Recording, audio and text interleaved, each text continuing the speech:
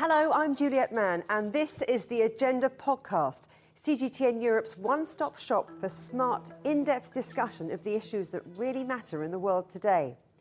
It has been a busy week for global trade negotiations. After Donald Trump made a deal with EU Chief Ursula von der Leyen last Sunday, US trade negotiators met their Chinese counterparts in Stockholm, the third such meeting in as many months. There have also been US trade deals or ongoing negotiations with the likes of Japan and South Korea and India. So, 6 months after Trump stepped back in the White House, looking like he wanted to upend the rules of global trade, just where are we now?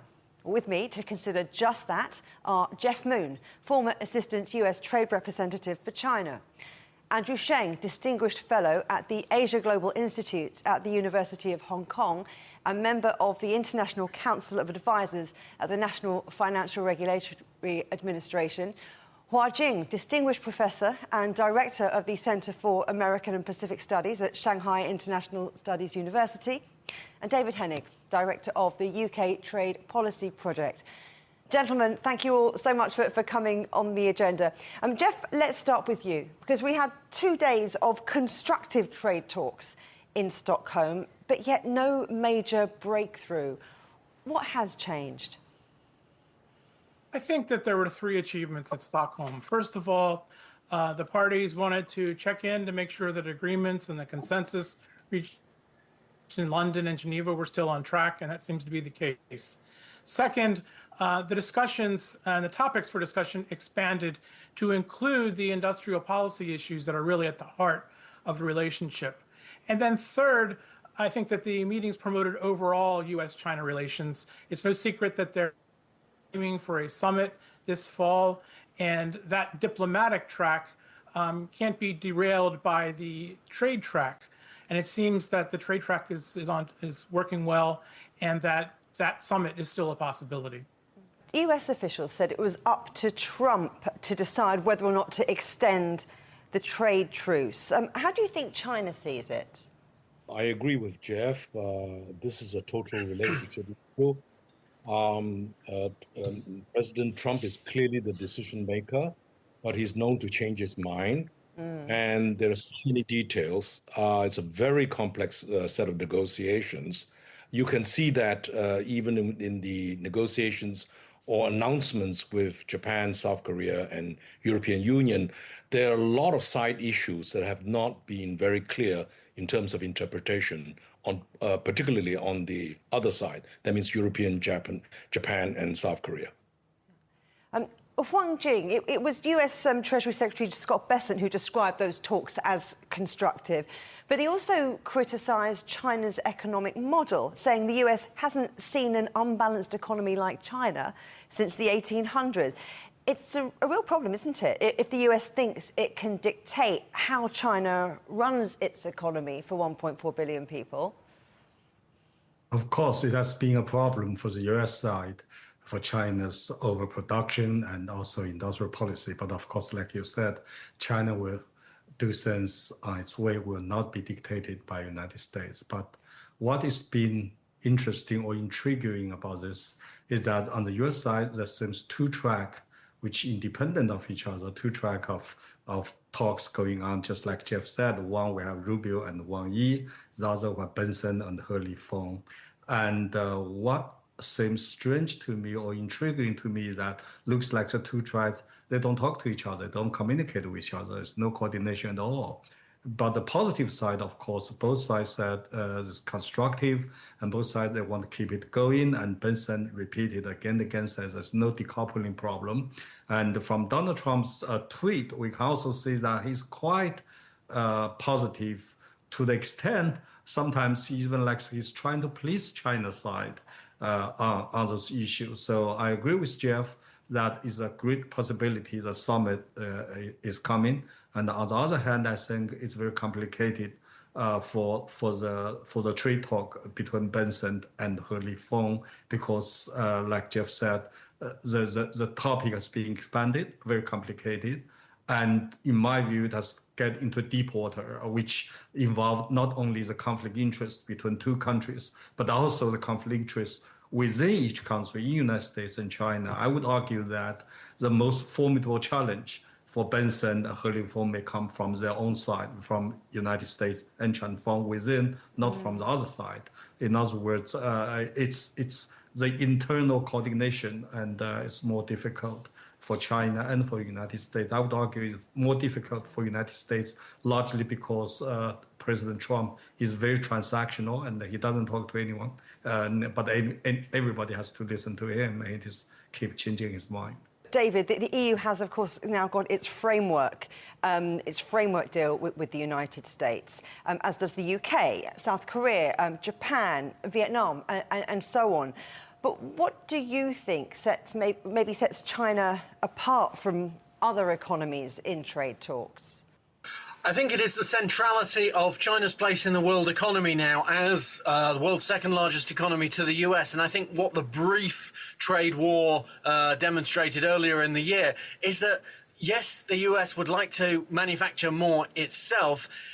It would like to reduce imports from China, but that is going to be very difficult given the way that the global economic system works. And so, if you like, you have completely conflicting objectives here within the US. Yes, you want to make more things, but you don't want to completely disrupt the US economy. You do want to be a stronger economy than China in a way, but China has those strengths over the US. And I don't think that is all too sophisticated. As was just said, President Trump is rather transactional. He looks at numbers, tariff numbers. Is it 20%? Is it 40%? The relationship between the US and China just simply cannot be reduced to those kind of numbers and achieve some of the sophisticated goals that the US would like to achieve. And I rather think as well that the analysis from China on how to handle President Trump has been pretty sophisticated in terms of the levers that they can pull in order to disrupt him and the US economy, and that therefore you have, if you like, the more equal competition than you have with any other relationship, and one that so far is eluding this administration, but to be fair, I think arguably has eluded the previous administrations as well. Jeff, would you agree with that? A complicated relationship which is a very tight rope of a balance to get? I mean, why do you think that the talks with China are also particularly complex? Is it down to this apparently negative view in the US of China's economy? I would say that the US-China negotiations are fundamentally different from those of the U.S. negotiations with other countries. Yeah. These are negotiations about issues that have been going on for 30 years. We've had 3 trade wars, 1993 to 1994 during Trump's first term and now during his second term. The fundamental problem here is the experiment of bringing China as a state-led economy into the market-led WTO, and China's current status as still a state-led economy. That leads to many distortions, overcapacity, subsidies, and other problems that have global impacts that have been very difficult to address. And those are the fundamental problems that have to be gotten to before there will be any other resolution. Otherwise, this turmoil is going to go on indefinitely. Andrew, the IMF this week raised its global growth outlook, but it did flag a potential rebound in tariff rates as a major risk. What's your outlook for the global economy? Well, this is exactly what we're all talking about. The global economy is highly entangled economies. Yeah. You know, each economy is so entangled in each other in supply chains. Payment systems, financial systems, you know, cultural ties, etc., that is very difficult to have a divorce. It's not as simple as the simple numbers, as David has said. So what we're looking at is that the global economy at the financial market levels, you know, the U.S., you know, stock markets are high as ever. The rest of the world sees some risk of slowdown. Inflation has not come up as much as people, you know, thought it would be, but I think they will come.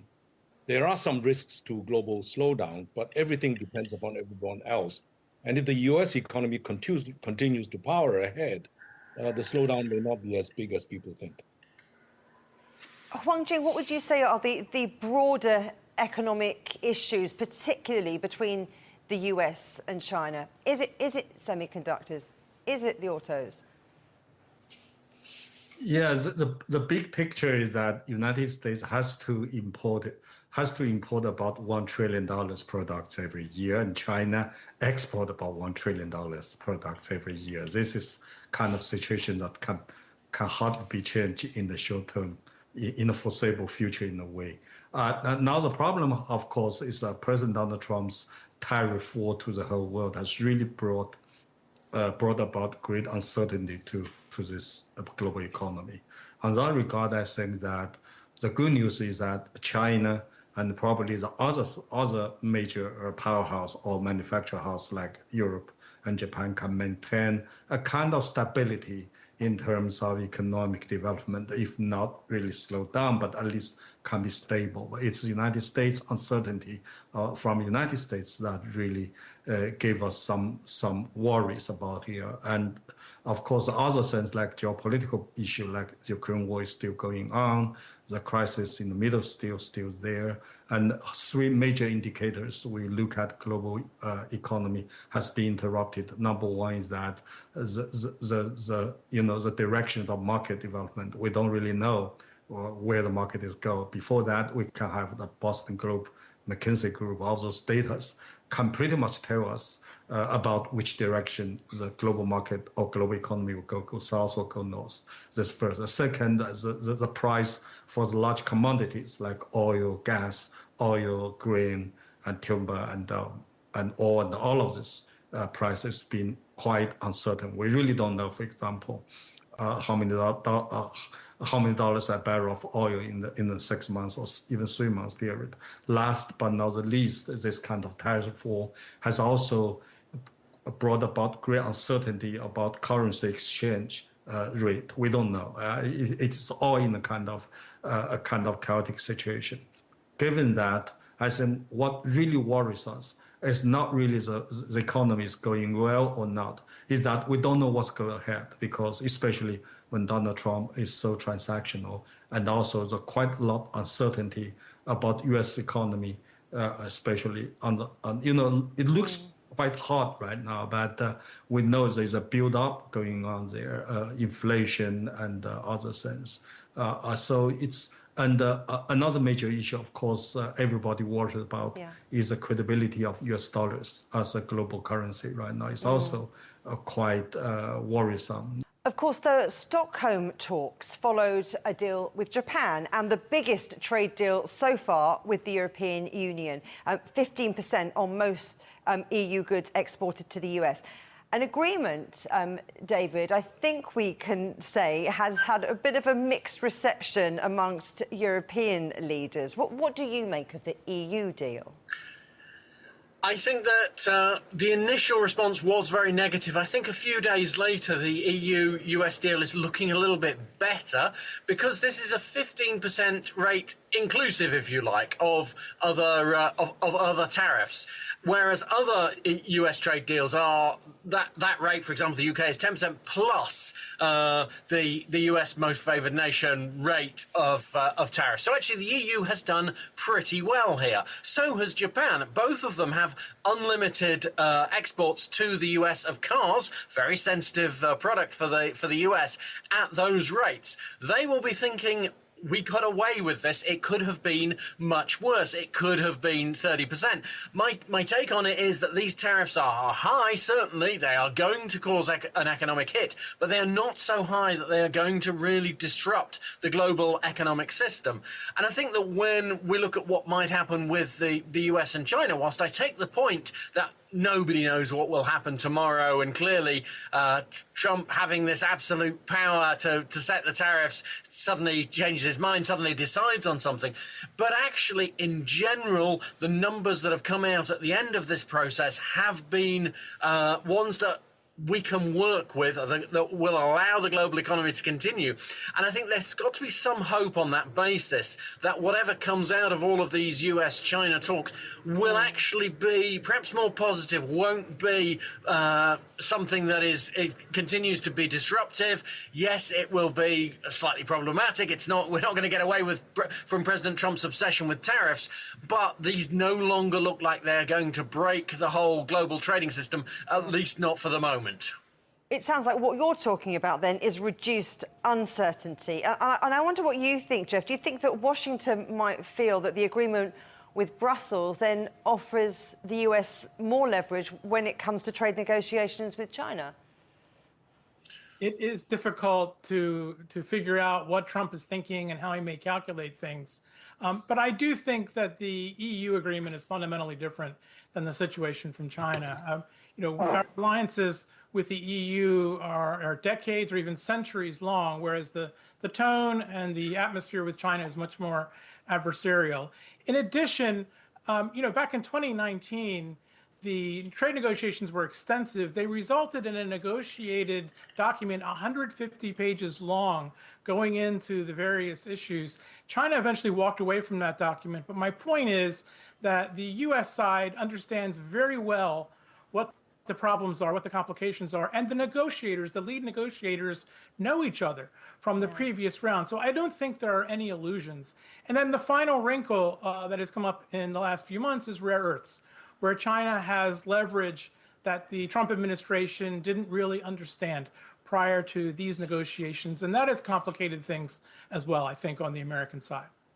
Andrew, what about the view from Beijing in terms of that EU trade deal? How do you think they're reading it?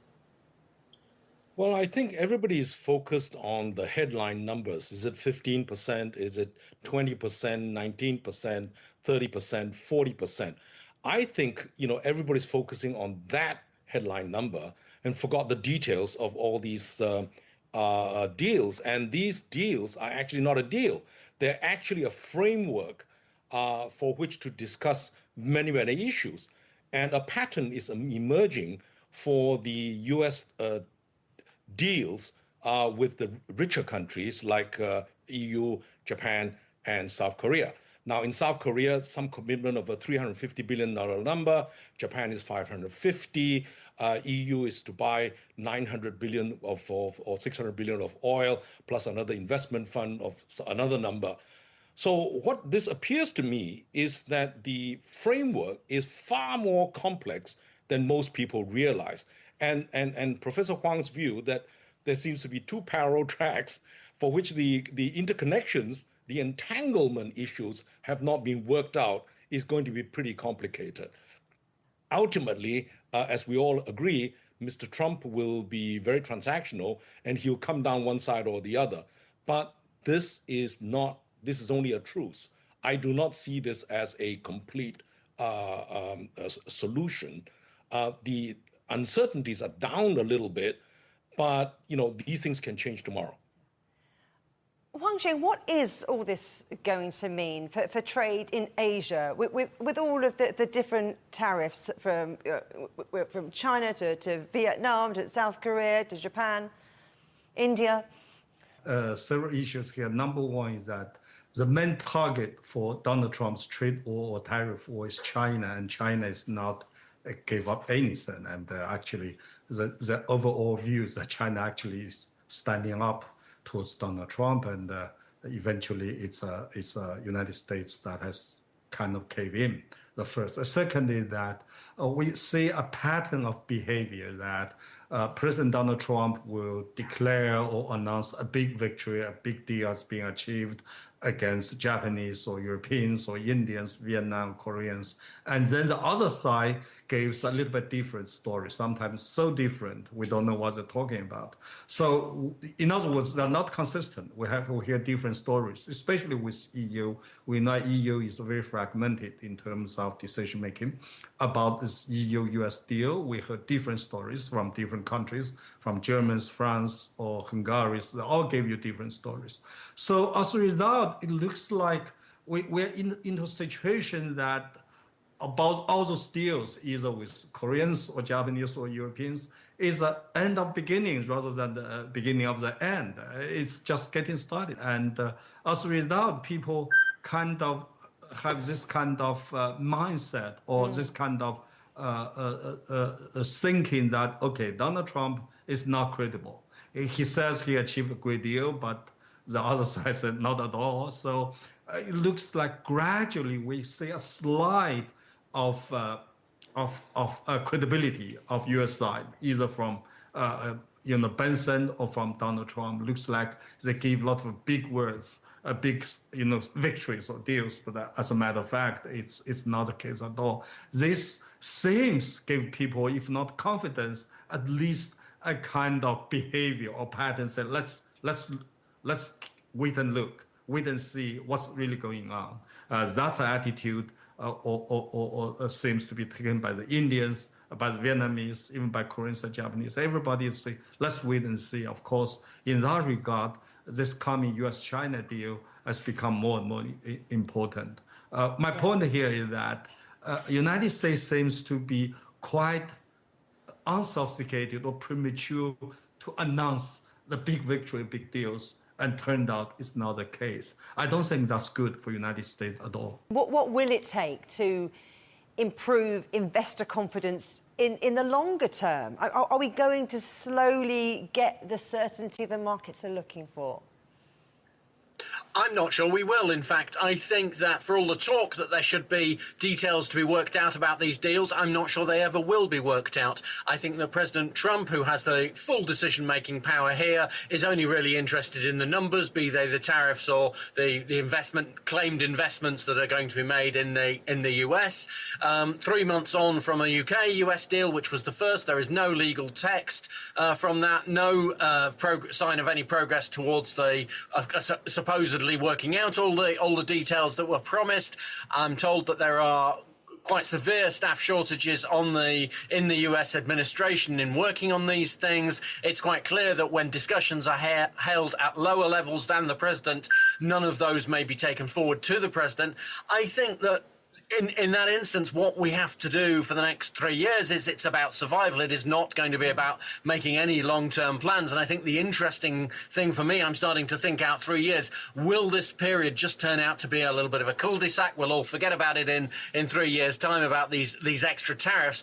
Or does a future US administration build on these tariffs and actually deliver phase twos, in which case that does start to reshape the global economic system. But my feeling is that it's still going to be a numbers game in the medium term, in the next couple of years, and that will be the case also with the US and China. Ultimately, President Trump will focus mostly on the number.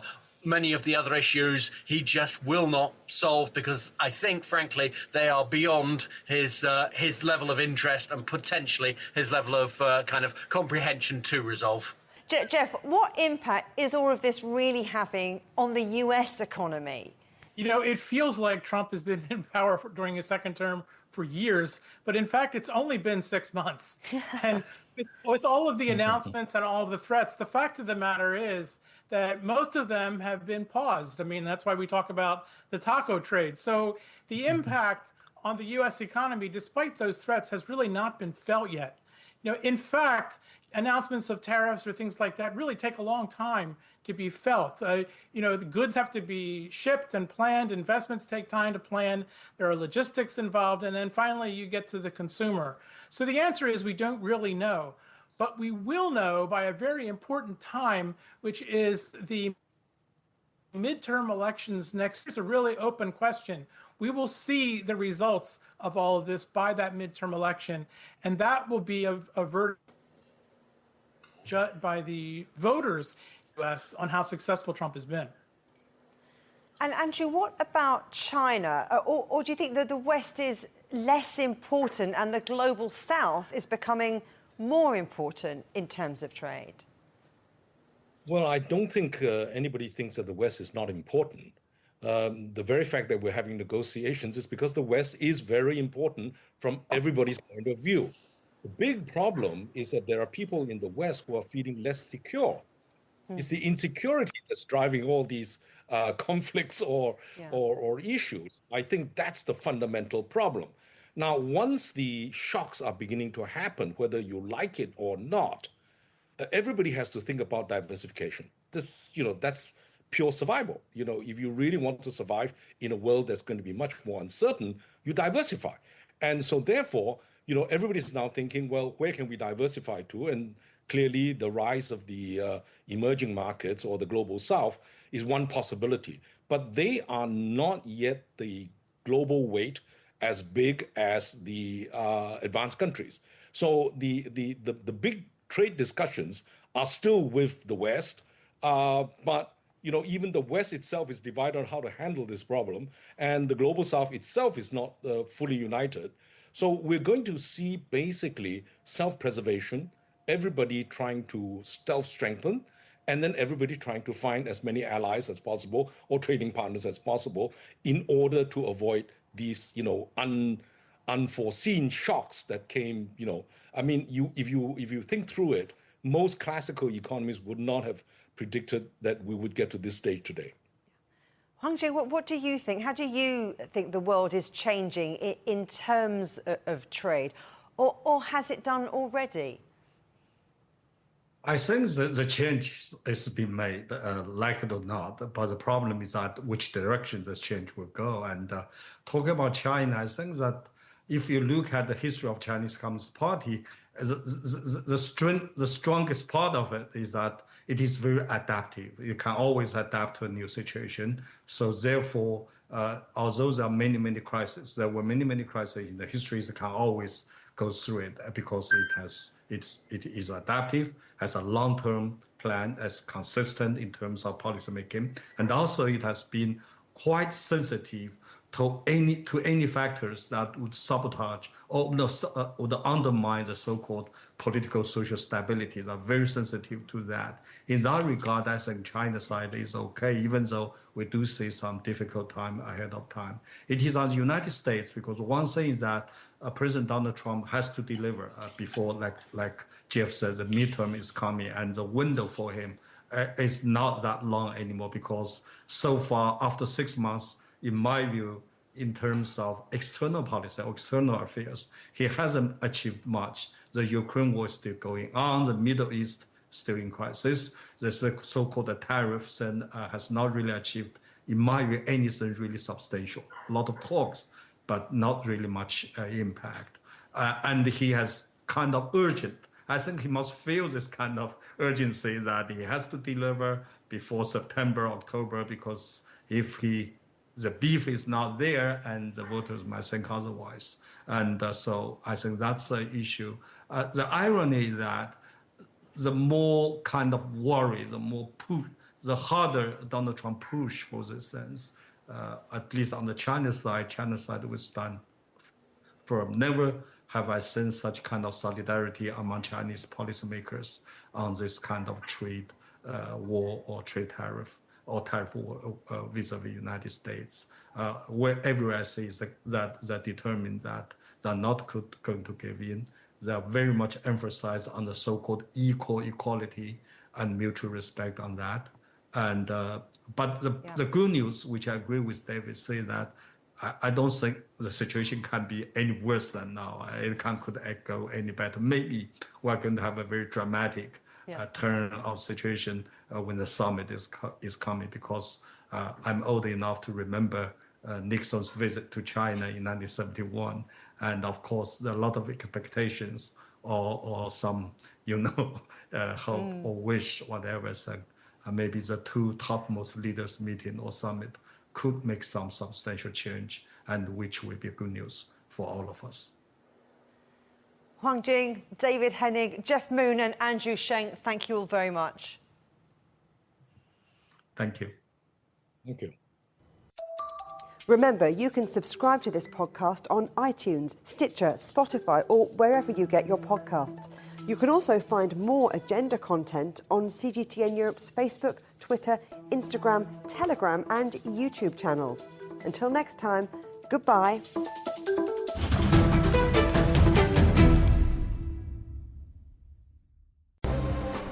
The most interesting questions. Are there other living beings beyond Earth? Will man or machine be in charge? Great question. Always have more than one answer. Well, hold on, let me just draw up a list. And always come from more than one person. That's where the credibility lies. The concept of having a machinery which is alive and evolving didn't wait for us. The end of inequality of incomes and wealth around the world, can you imagine how difficult that is at the moment to achieve? Every episode, Stephen Cole, Murray Beveridge, and some of the brightest minds out there shed light on the answers to some of the most intriguing questions. There are two ways of looking at this. Machines can't really discriminate between civilian and military targets. The Answers Project. Maybe we need to just look at this in a bit more detail. Extraordinary claims require extraordinary evidence. The Answers Project, a new podcast from CGTN Europe.